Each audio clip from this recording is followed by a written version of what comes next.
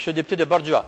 Merci, Monsieur le Président. Le lendemain du jugement de la Cour suprême sur la loi 104, nous avons recommandé aux 3 ministres responsables de soumettre les écoles privées non subventionnées à l'article 73 de la Charte de la langue française qui définit les conditions d'accès à l'enseignement en anglais. 5 mois plus tard, le Conseil supérieur de la langue française dépose un avis qui abonde exactement dans le même sens. Et les motifs sont les mêmes, la même règle pour tous, une règle qui soit claire, une règle qui soit facile à appliquer et une règle surtout qui favorise la cohésion sociale. Qu'est-ce qui justifie qu'après 5 mois, 3 ministres soient incapables de prendre une décision qui est aussi évidente et aussi consensuelle?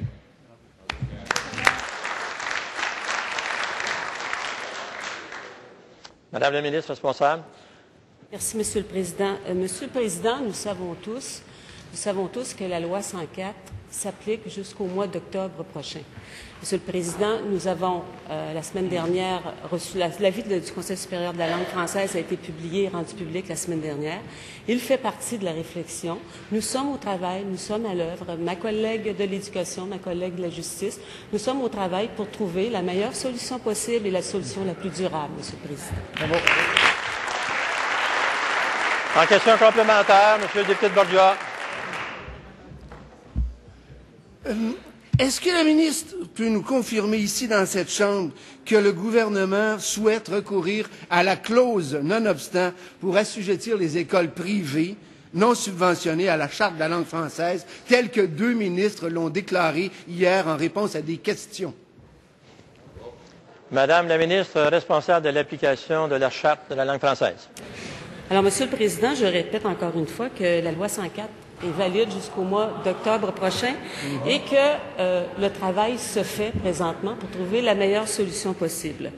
Je rappelle, Monsieur le Président, que du côté du Parti québécois, au Conseil national du 19 et 20 septembre 1998, ils avaient proposé... Alors, en 1998, les militants demandent, lors du Conseil national, la solution que le député de Bordua propose. Dans ce temps-là, il n'était pas député, Bien. donc il ne peut pas le savoir.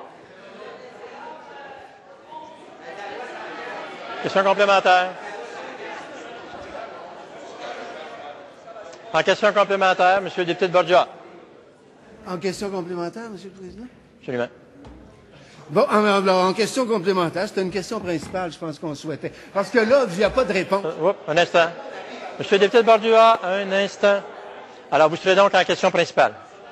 La ministre, hier, 2 ministres ont déclaré, en réponse à des questions des journalistes, que oui, le gouvernement songeait à appliquer la clause non-obstant. Pour appliquer la clause non-obstant, ça veut dire que le gouvernement songe actuellement à appliquer la loi 101 pour contrer le jugement de la Cour suprême. C'est ça la réalité. Pourquoi le gouvernement prend-il tant de temps? Pourquoi une armada de fonctionnaires ne sont pas capables de prendre une décision aussi simple, aussi claire et aussi consensuelle sur cette question-là? Pouvez-vous répondre à cette question?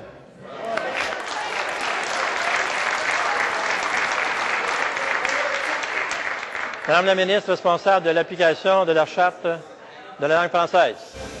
Nous, Monsieur le Président, de notre côté, nous respectons les gens qui travaillent avec nous. Alors, je continue. Le programme du Parti québécois, adopté lors du 14e Congrès national, mai 2000, demande la résolution, et c'est dans le programme du Parti, donc on le promet aux Québécois, la solution qu'il propose, avec ce qu'on a vu comme résultat avec 104. Donc, ils sont bien mal placés, Monsieur le Président, pour parler d'urgence. En question complémentaire, Monsieur le député de Bordua. Monsieur le Président, cet après-midi, nous allons déposer une motion qui demande un vote clair sur cette recommandation du Conseil supérieur de la langue française. Est-ce que la ministre nous confirme qu'elle va voter contre? Première question. Deuxième question, quel lien y a-t-il entre le fameux article 2 invoqué par la ministre et la clause non-obstant? Peut-elle nous expliquer et répondre à ces 2 questions?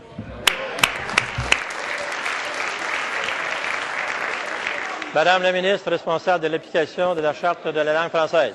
Alors, Monsieur le Président, donc, je répète que le travail se fait, le travail de réflexion est en cours, et lorsque tout sera terminé, ce travail sera terminé de réflexion, en collaboration avec ma collègue de l'Éducation, en collaboration avec la collègue de la Justice, nous allons rendre la décision publique, Monsieur le Président. Et je le dis, je le répète, le français, c'est une question qui est très importante, une question qui nous tient à cœur, et nous voulons une solution durable, Monsieur le Président. Et voilà, durable.